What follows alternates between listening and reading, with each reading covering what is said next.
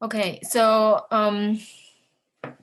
today I want to just a very brief introduction on neural networks for security, and this is really going to be surrounded, centered on natural language processing, NLP, and you will see that a lot of this sequence problems that can be, it really has, sequence problems in NLP, the natural language processing, has huge similarities in security. Security, when we talk about logs, can be, sequential code analysis, sequential, right? So you have, and then code could be binary, could be source code.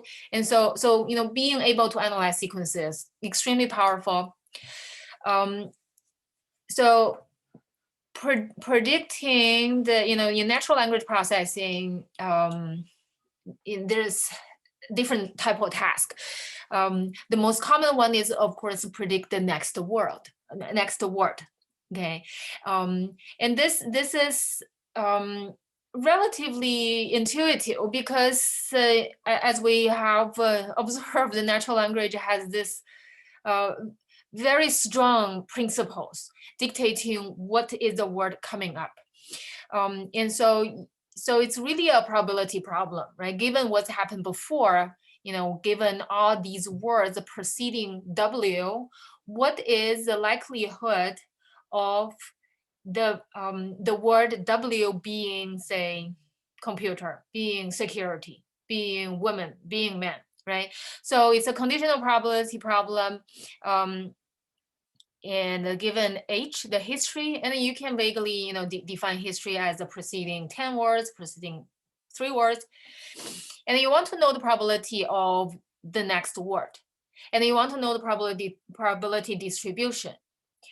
And then sometimes you would think that this is easy. This is almost too easy because words has very well-known distribution. Okay, so you just give me, Shakespeare or whatever. It has very well-known distribution, like fixed distribution. Which words occurs the most? A, the, I occurs the most.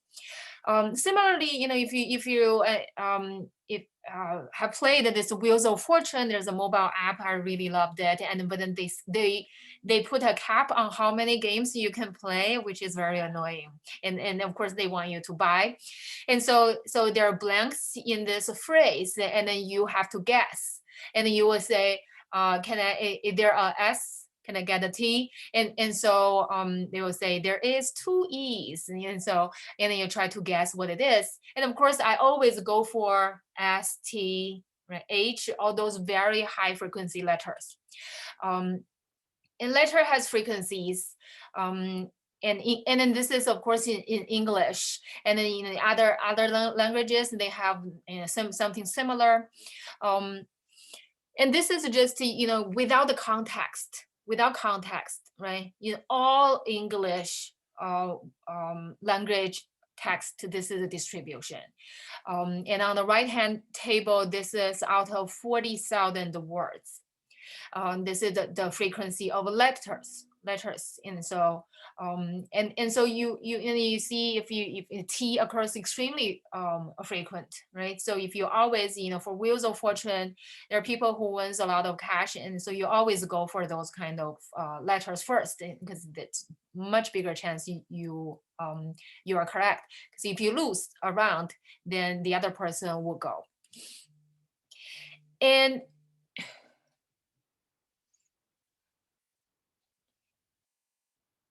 And so so words also have distribution, and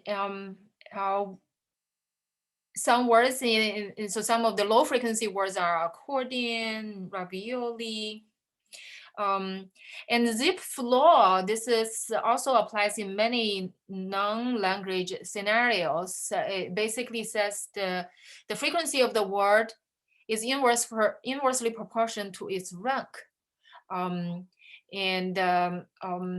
If it's if you look at it, the easiest way to look at this is the right hand side. This equation, this formula, F represents the frequency for R's most frequent word. So R is the rank.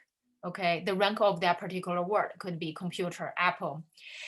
And it's proportional to this 1 over r raised to the power of alpha. And for practical purposes, alpha is very similar to 1. So you can just think the frequency of this rth ranking word is proportional to 1 over r.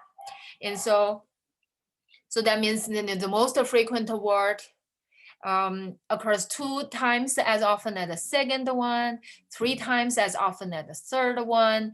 And so it's a huge gap in terms of the language frequency. And so, saying this is basically saying that there's a lot of predictability even before the start of neural network, before everything that people know about language. And however, that doesn't mean that you are good at predicting the next word. And so back in 1995, a group of researchers, this is from Germany, they find out that this normal distribution, this normal, from the collective distribution doesn't really help you.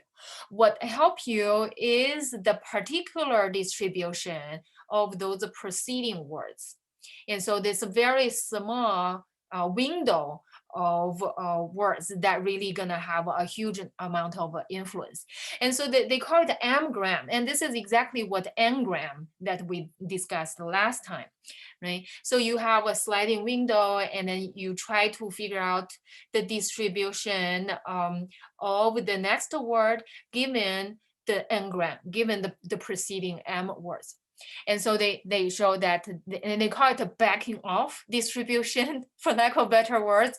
Okay, so it's really the preceding distribution. And so basically it says that you have to specialize the distribution in order to capture the dependencies, because there's a very tight coupling between languages. So that was 1995, of course. Of course, neural network existed back then. Neural network started in the, I think, 70s or 80s. So, but then back then wasn't deep neural network. There's not many layers. And then because of the lack of computation power, so it wasn't stellar. The performance wasn't stellar. And so in 2001, that was the first neural language model that was used in NLP, the natural language processing. So let's look at this a little bit more. So it is a neural network being used.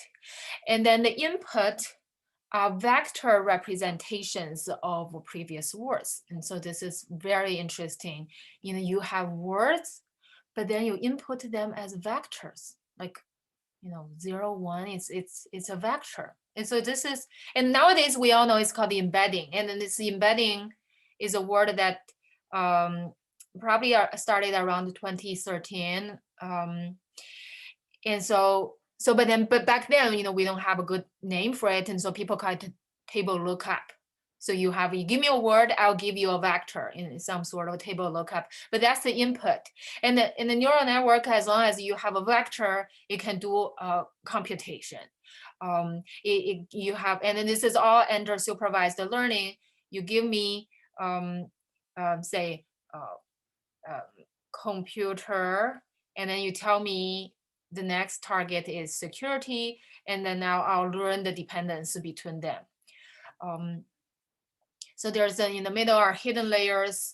And then there's this called Softmax layers, okay? And so first of all, in the individual words, the preceding words are concatenated to become a bigger word, a bigger vector, there's some computation, and there's a softmax, which basically says, I'll explain the softmax layer later, but then the final output is a distribution of probability, the likelihood of the next word what's gonna be, and it's a distribution because we never know for sure, right? So we never know. It's machine learning is all about probability. So you will say, okay, if the preceding word is a computer, the next word is security, has 0.3 probability. If it being computer game has 0.2 probability, right? So it's a distribution. And the softmax layer is just a way of normalizing the vector values at the end of the computation into a probability distribution. And so because we want the output to be summation to 1, right? So among all the possible words, which one is the most likely? And so you have to normalize it a little bit. And so this is just how people do it with softmax layer. So it's pretty standard operation. And while I was preparing this lecture, I remind so much that stuff that I learned back then, like 20 years ago. And so a lot of the knowledge are still valid. Okay. Don't think, okay, it's neural network. I didn't know anything. And so that paper from 2001 used a feed-forward neural network, meaning that there's all the information will go to the next layer. There's no coming back. There's no loops. Changing anything, updating information is all goes to the next layer. And if you look at the architecture, that's how it goes. It's less complicated than some of the more common, the fancy network that came out later. Another visualization of the feed-forward neural network look like this. And so you have images. They are pixels, right? So they are not directly vectors, but then you can certainly lift them. Each pixel is a RBG, a vector. You can lift them into vectors and concatenate them, and then start training. And so in the feed forward, and then you always move to the next layer. And so recurrent neural network came as an improvement in the sense that the previous the traditional models will have less dependency because of the connection. It's fewer connections. The more connections you have, the more you can code dependencies among all the features, so all the inputs. So certainly more complication require more computation, and takes long time to train, more parameters. But the good thing to remember is that RNN is extremely good for sequential, for analyzing sequences, and so we'll read a lot of RNN papers. So RNN is in the natural language processing domain. It came 9 years after that feed-forward network work, and so it's visually it can backward connections. And I don't know how much we want to go into the details, but I think for our purposes, it's good to understand those high-level differences in the capabilities. And again, we want to focus on solving problems. So it's good to know, different type of neural networks and their capabilities. And so going backward enable the network to store more information, and just encode more dependency information. And RNN enable you to, and this is where it gets more exciting, because if you just look at neural network, it's sort of it's disconnected from your problem, right? So you have a task, you have an actual problem, and then you're thinking how should you solve it, and so you have to sort of map your problem into the RNN space. And then because of the RNN supports all kinds of tasks, one to many, many to many. So you will see things, okay, what are the tasks that RNN can solve? One is one to many. So given an image, you can recognize, extract, lift multiple entities from the image, right? So one data sample out comes multiple labels, right? Many to one is also very interesting. You give me a sentence. One example, of course, is give me a sentence. Then I tell you, is this a support or being negative towards this, say, hotel review, right?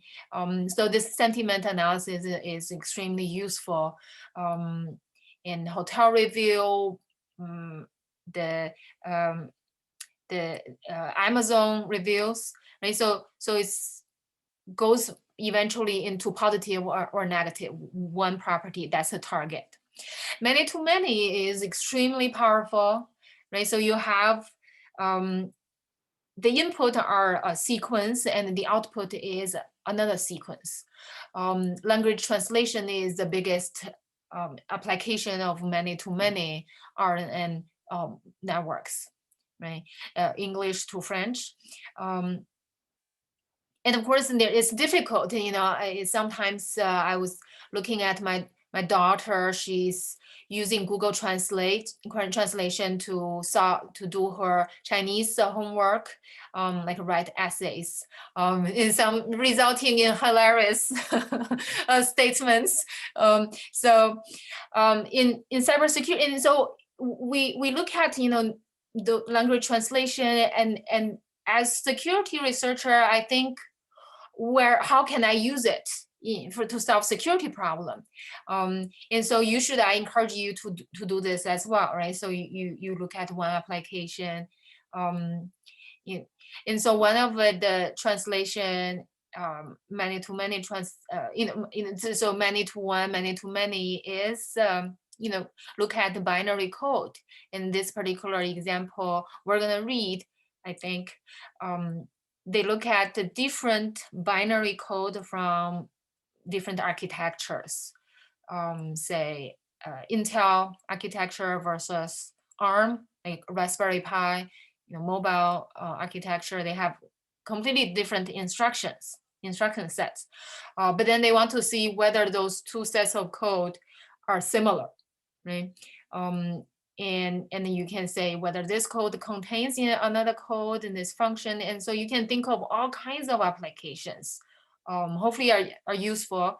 And applications that you don't have to, you don't have to really understand the meaning of the data. Like binary code, no one understands, right? So you just feed it into neural network and they will pick up the differences. And of course, you do have to have some training data with labels because it's all supervised. They need to have some examples so that they can learn.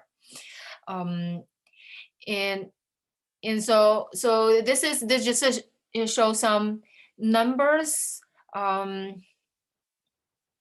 And for now, let's look at just, if your input, say you're predicting the next character, right? So, and then your training data will be something similar to, input if the target of H is E.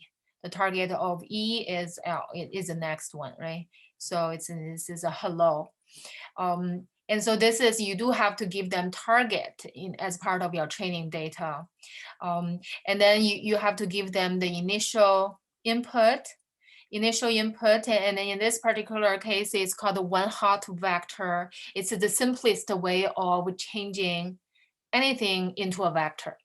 I'm going to explain this later, but the simplest way, the most straightforward way of changing anything into a vector is to have a collection, a universe, a dictionary of all the possible input in your vocabulary, and then index them. And then if any of them occur, then you have one in that location, and a zero elsewhere, right? So it's called one hot, and you can do anything. And of course, this will get extremely big for English words, in in this case, if it's just an alphabet, then it's not that big. For English words, extremely big, then you're gonna have extremely long vectors. And so this is, of course, not very efficient, but that's the simplest way, one hot vector. And of course, all the heavy lifting is done in the middle layer. While you are doing computation, all the parameters gets updated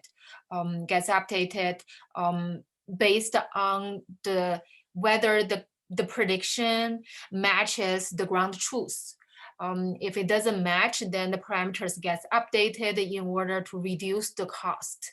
And then there's a loss function. And so every time that you have a hit or a loss, a miss, then the parameters, the model gets updated.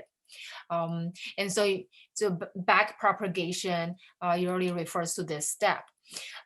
Gradient descent, this is not a neural network concept. This is a concept that, optimization concept, which has been existing, has existed for a long time.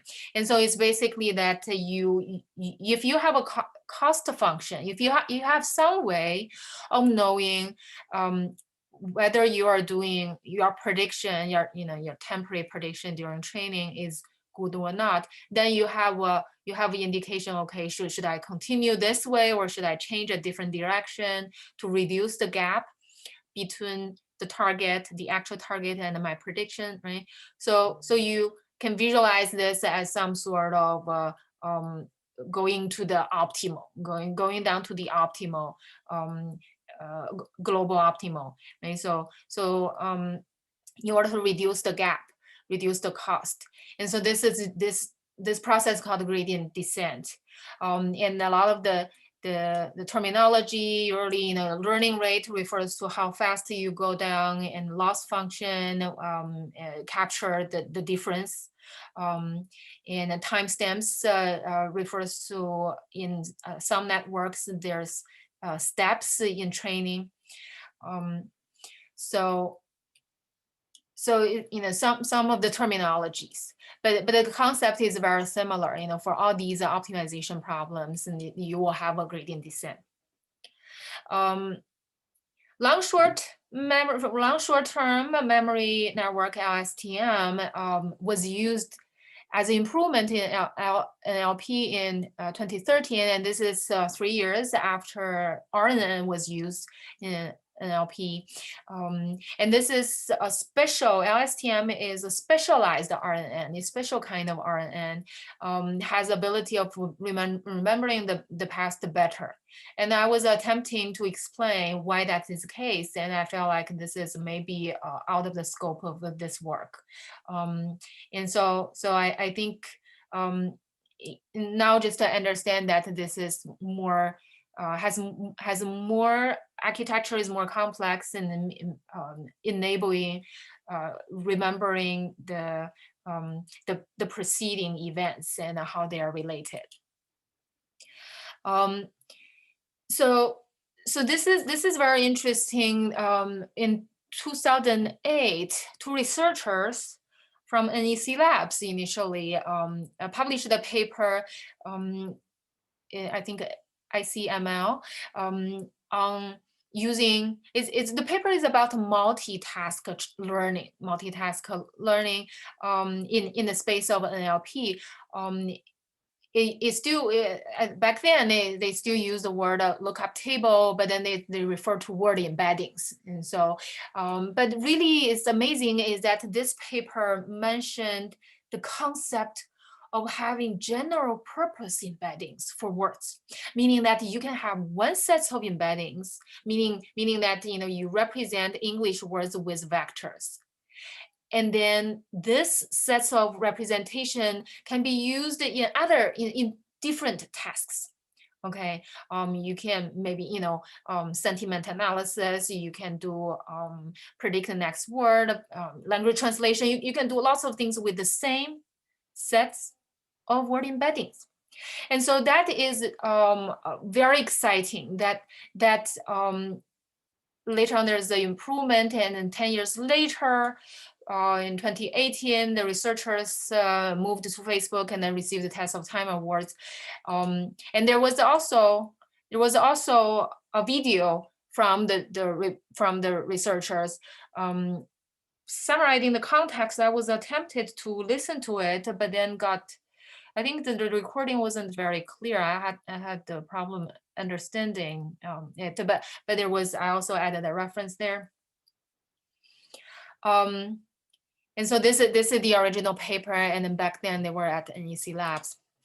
And so this is extremely exciting, right? So we now know that you do have to change your raw input into vectors, and then the vectors, as long as you're in vectors, you can use neural network, and then but then hopefully it's a good vector.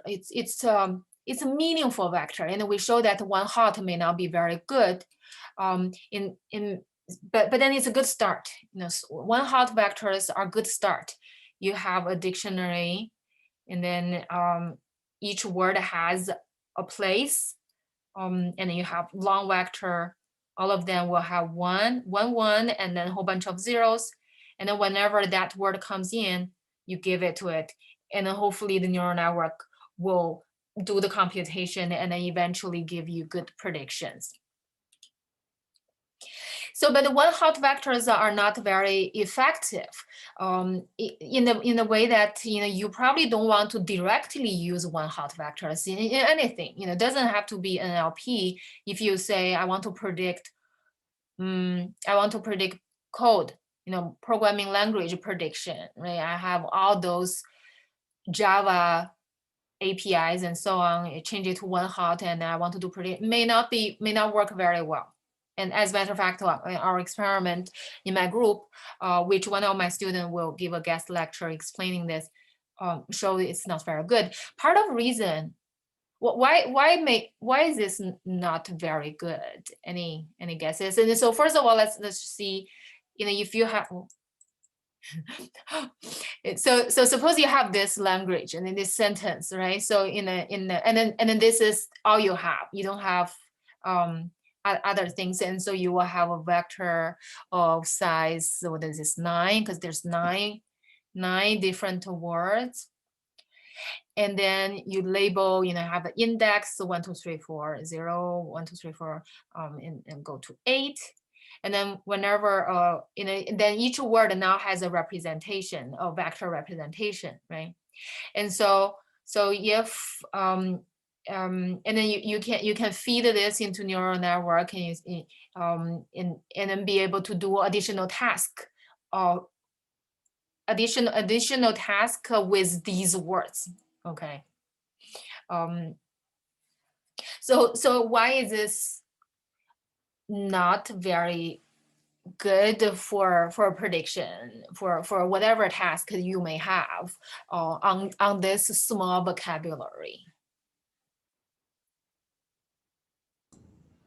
Can it be possible that the vector can get very big or very long based on the vocabulary? That could, yeah, that you have, this approach will get very cumbersome. A dictionary has like 200,000 words, and so then each and then it's very sparse and not very useful. Correct. What else do you think is missing?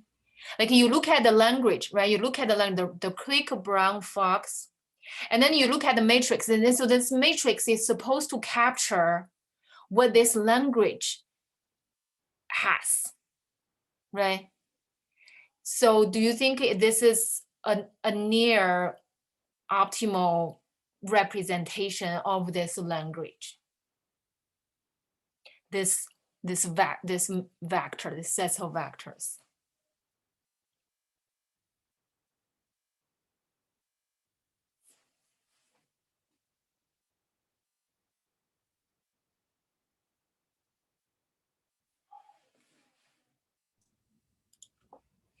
Any thoughts? Given like a word that's not like in this vocabulary, then if it's given a more general word, it's gonna struggle with trying to capture that kind of prediction. Yeah, so if you have other words, then you know nothing, right? So you only knows this kind of words. Is that what you mean? That Yeah. So if it's out of the vocabulary. out Yeah. of the vocabulary, yeah, yes. Someone else was trying to say something, I think. I think there is no association relationship represented with this Exactly, vector.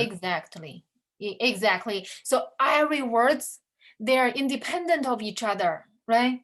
There's it's look like the, say, fox has nothing to do with dog, right? So quick has nothing to do with lazy. But then the language, fox and dog, they belong to animal. There's such underlying relationship between words. And so none of them is being captured, right? Does this make sense to everyone now? That's exactly what's happening here. And we need a relationship to figure this out. And sometimes you may infer, and then there's a lot of issues. So if you don't have that, so cannot be directly used, but it's a good starting point. It's a good starting point. It need to be trained, and so that means it's what you can have is you start with one hot, and then you train the embedding, and then you get the embedding at the end product. And this is even before you start your actual task, right? Your actual task will be after this embedding training. Then you use the train the embedding instead of one hot for your actual task. And so it took me a long time to figure this out. Okay, so there's actually, because if you look at the traditional machine learning, there's maybe a step that you extract the features, and that which take time, and then you start training and so on. And so similarly here, you cannot just jump into neural. I mean, you can, it will be bad. And so some intuition from word to vec is the most common word embedding. And so a lot of times that was used in just to think of this as a specific type of word embedding. And then there's certainly many different ways to embed this. And for this particular example, it shows that if a word "the" is associated with words before it and the words after it, and of course you may choose it differently. This is a sliding window of size 5.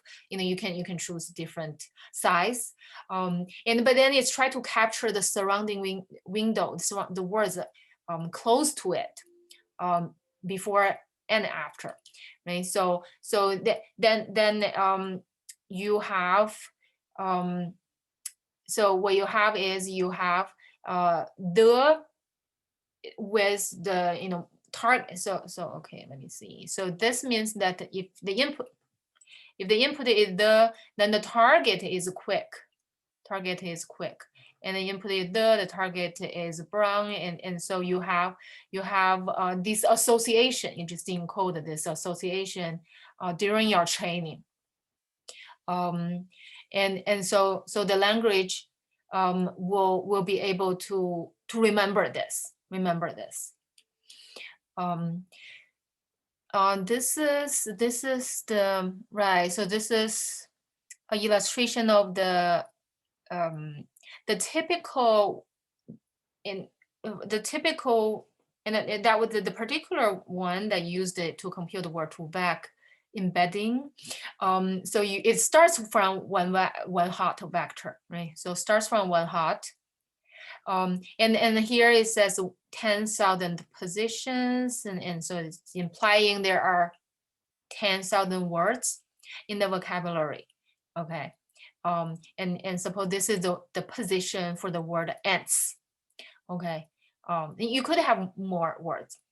And then we said that Softmax layer just massage the numbers into probability, And you have the hidden layer that does a lot of the neural network computation. And you see that it has 300 neurons, and that means that the size of the output embedding is size 300. So this is smaller. You see that it from a huge input project it into a very small space, 300. And so the embedding actually, each word can be represented by 300, a vector of size 300. And so there and then you have to give it some training, maybe like Shakespeare, whatever novel. You do sliding window from there. One hot. And once you have this matrix trained, so this is just a very simple illustration. It's not even like, I mean, it's made up numbers. And so suppose you have a number trained, and then it can be mapped to a particular distribution, and then you can identify the most likely prediction, right? So, and then again, I think, so this is a weighted matrix, the output, and it has to be normalized, and during training, the weight matrix gets updated based on your prediction, whether the prediction is close or not.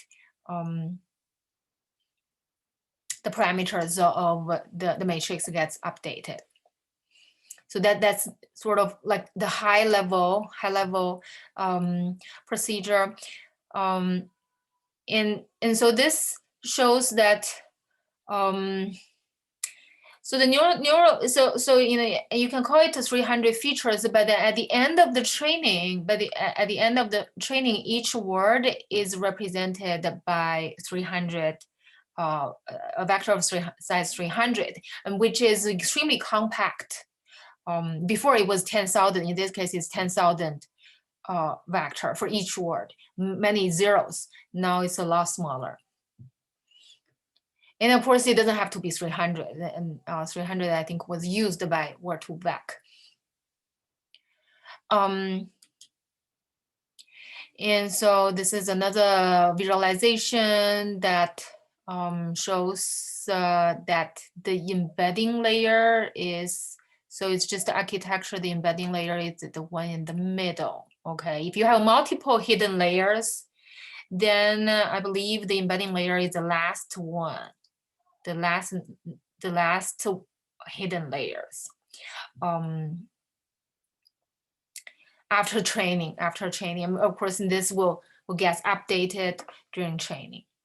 And the reason that I show you this, I don't expect you to like fully grasp this, but it's just to give you more intuitions, and then hopefully we'll get more and more intuitions throughout the semester. But I think you just have to look at all these architectures and some of the equations, and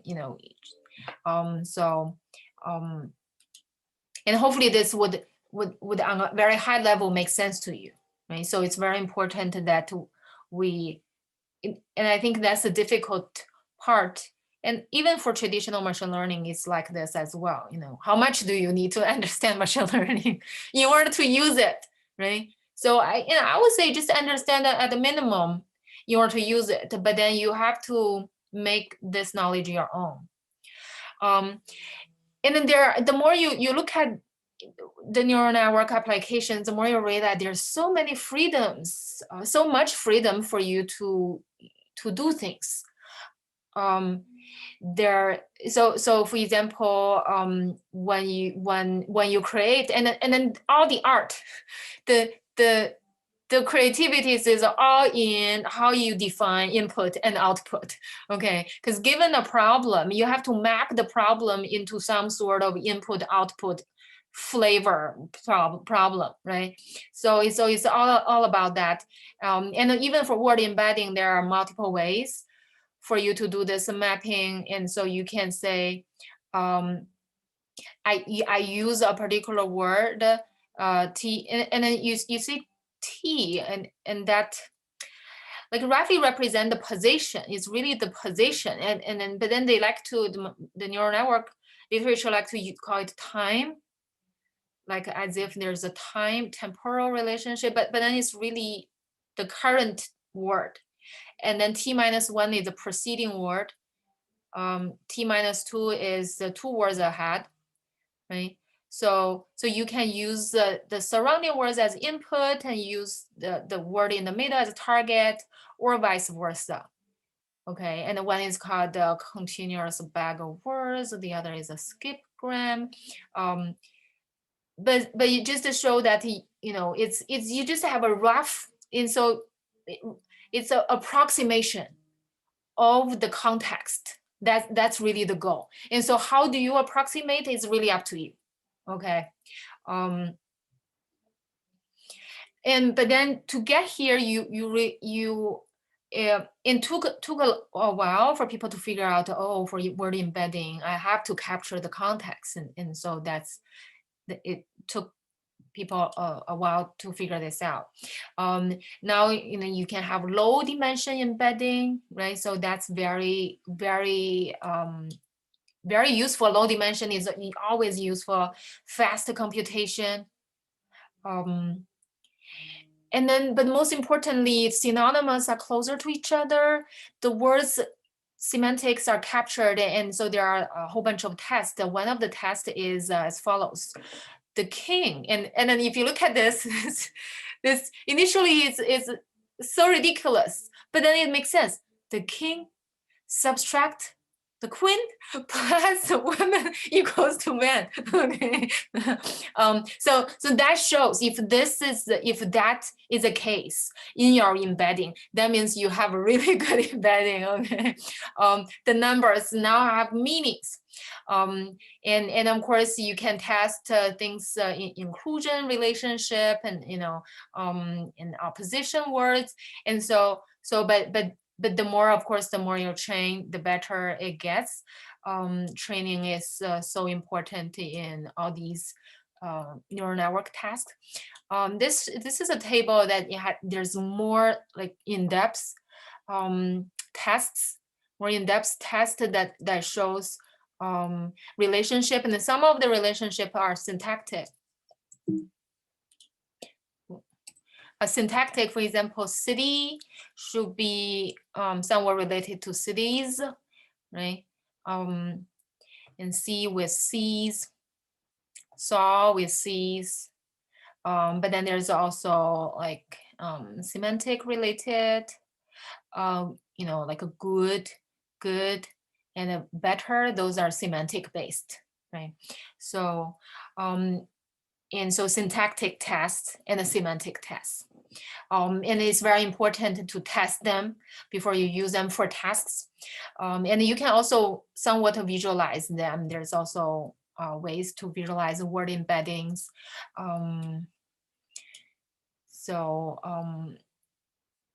Yeah, so a lot of work in that space.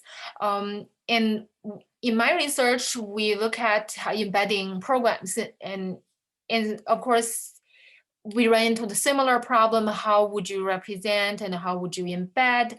If you have a bad embedding, then subsequent task will suffer.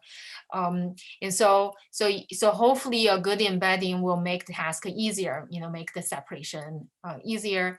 But then the program embedding are easier and also harder. Like the program tokens are, I would say, smaller than natural languages, but then it's very hard to find out the meanings, and sometimes it's not as direct. The programs has meanings.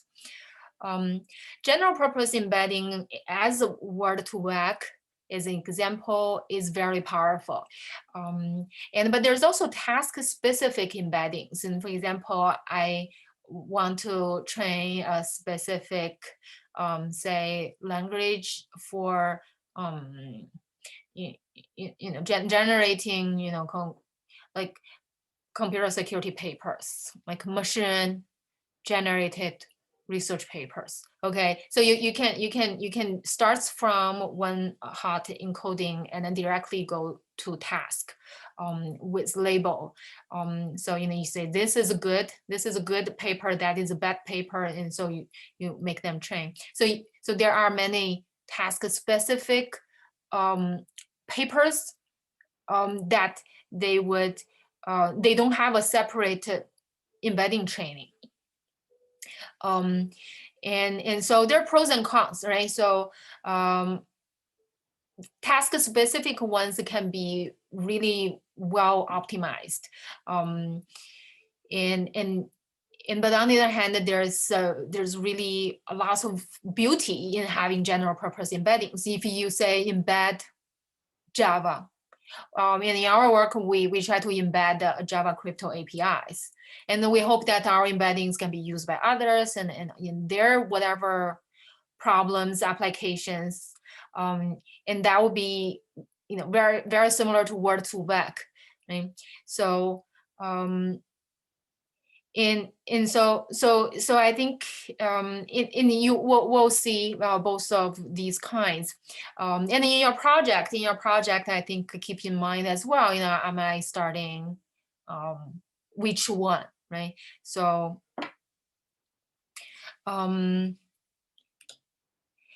this is something interesting. I was watching this news from Singapore, CNA. Because I think the American news are so depressing. And I was like, I want something good for a change. And a lot of the other country news, they have like science, technology, and so it's very more balanced. And the American news are very political, it's all pure political, and also US politician focused. And so apparently, Microsoft has done some experiments showing the feasibility of having underwater data center just to save some CO2 emission or like energy reduction. And so similarly, machine learning must generate a huge amount of CO2s, right? So you specific task specific training, there's a lot of reinventing wheels. So keep that in mind as well. So in our work, we try to embed programs in some of the papers that we'll read. Also, we do that embed code. And so it's very similar to words to vec embedding, right? So you just have programs or snippets of code, and then you have whatever properties that you want to achieve. Could be that the next token, right? So you see in a sequence of APIs, and what is the next API?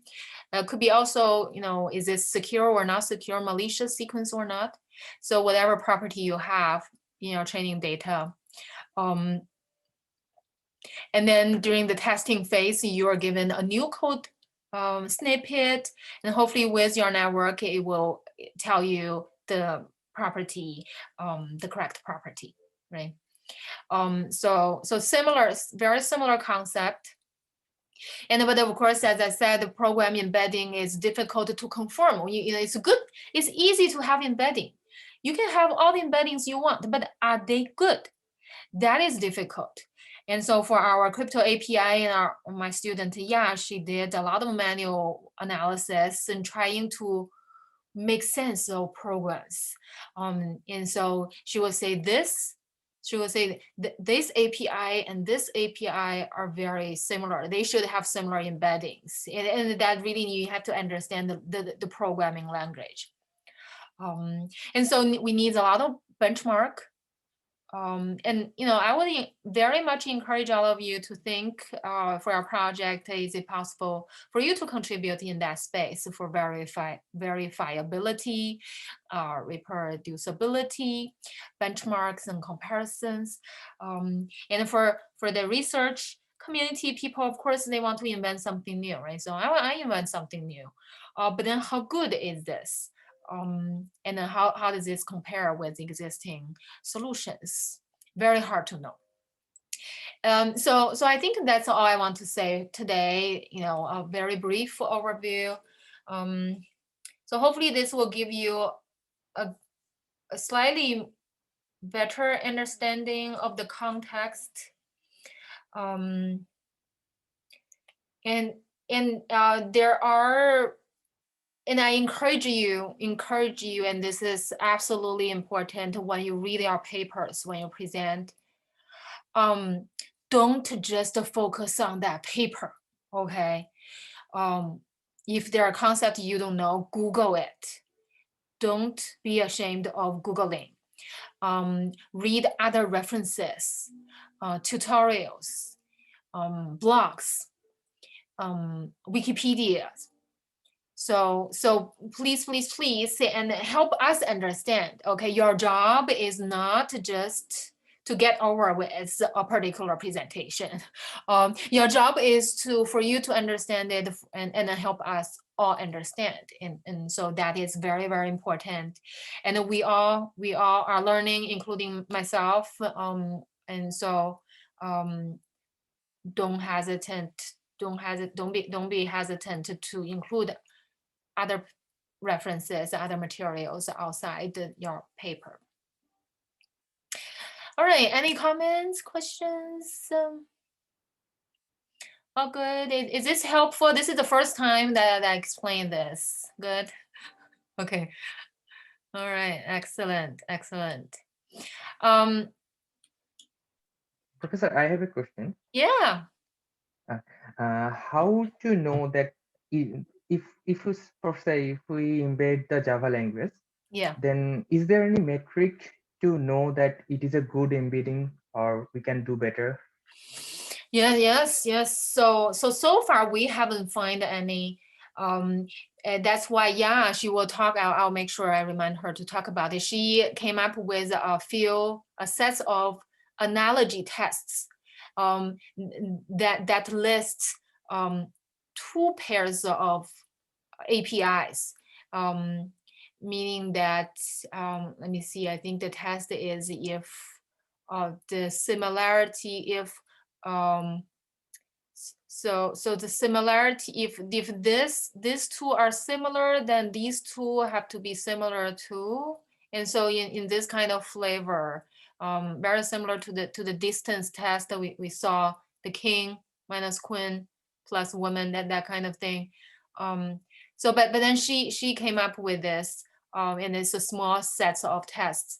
And of course so that's one type of evaluation. Another type of evaluation, the ultimate test, that is you just use that embedding, you use it in your task, right? So your train, say, malware classification or misuse detection, and so can this detect well?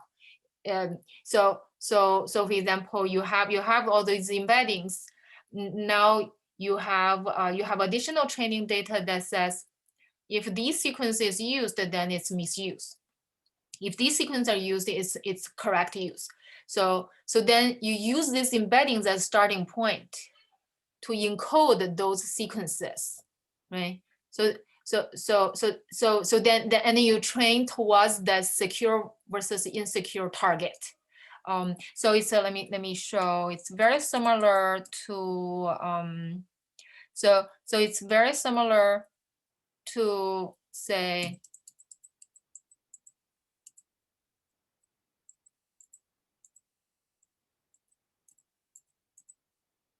very similar to this type of training. Is still training, but instead of one hot vector, now you are using the embedding that you had to encode the API sequences.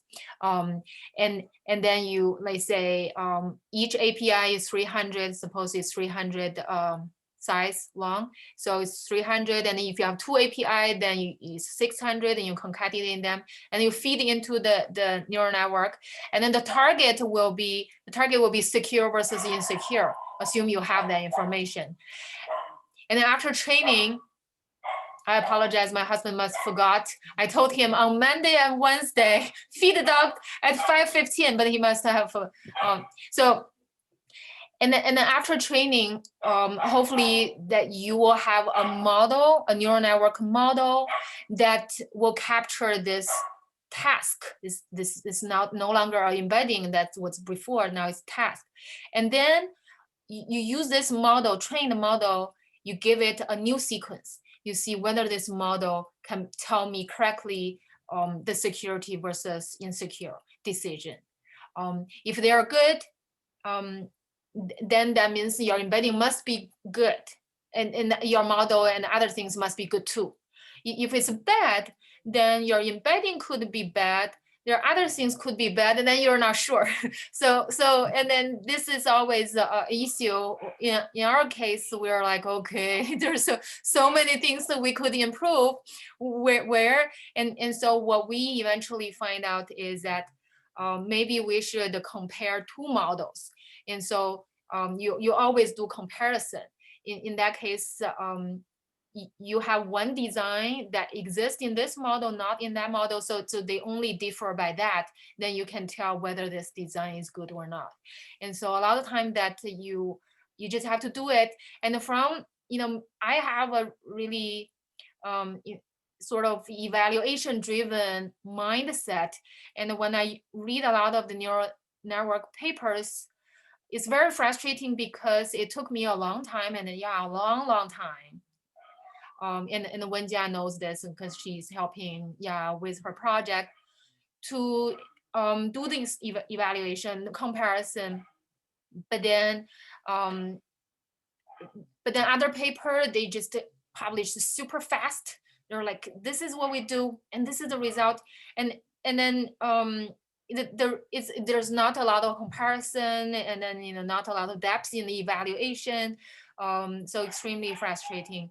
But I truly believe that this, we do need someone need to do the hard work, benchmark comparison, and just understanding why things work or don't work, and it's for the explainability of AI. And so I think if you all I also encourage you to think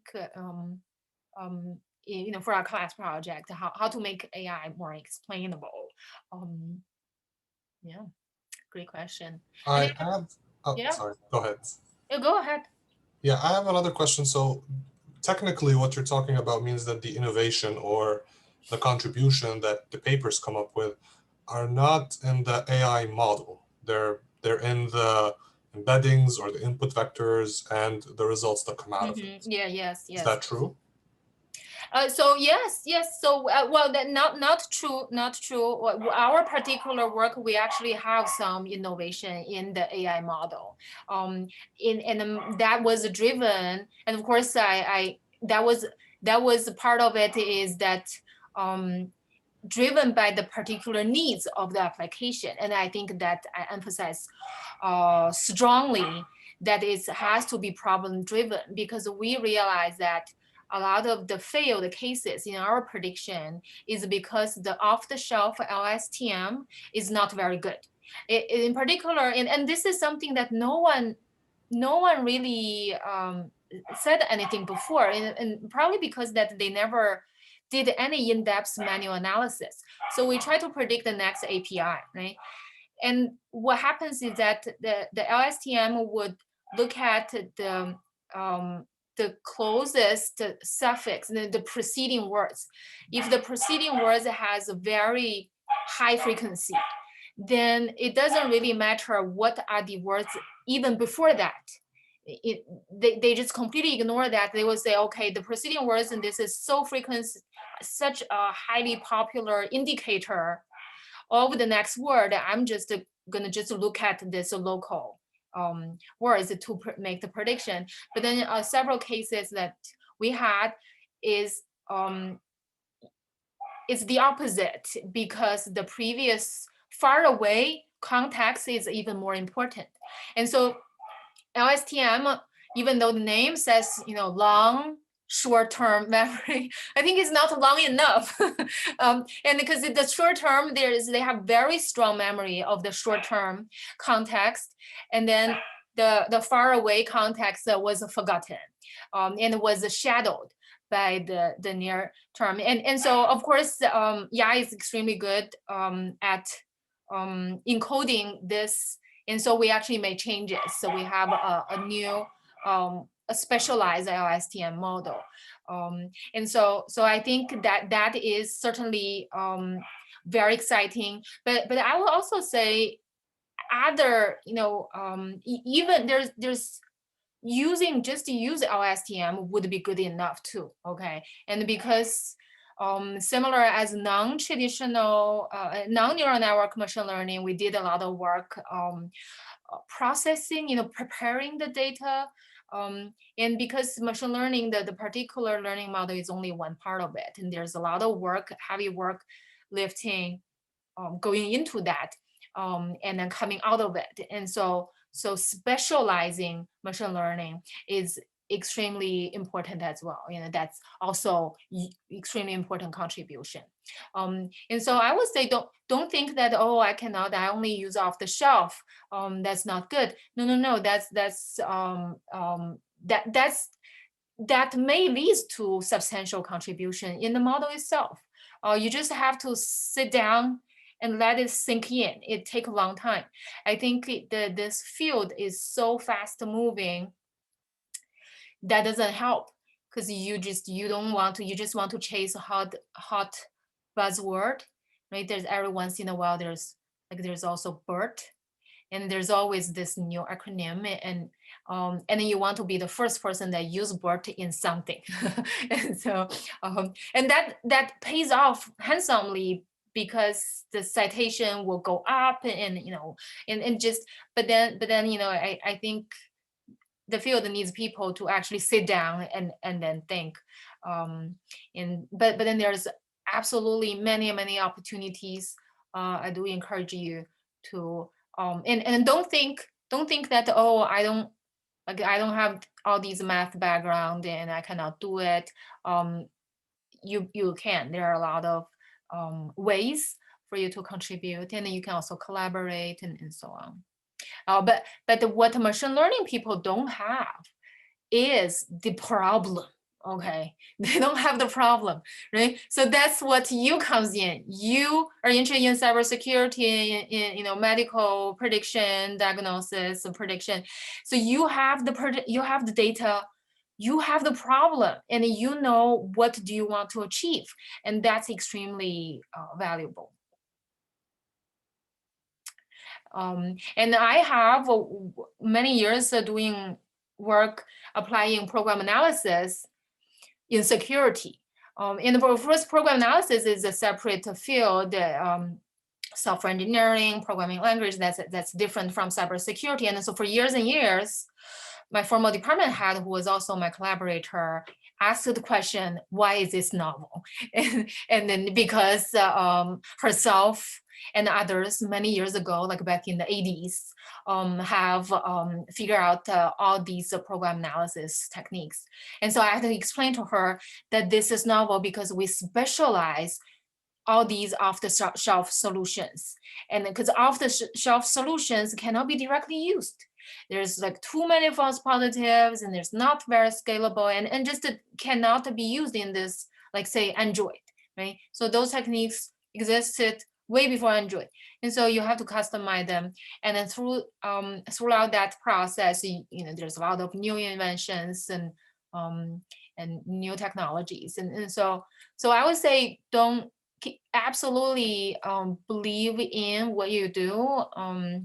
And it will pay off. None of my work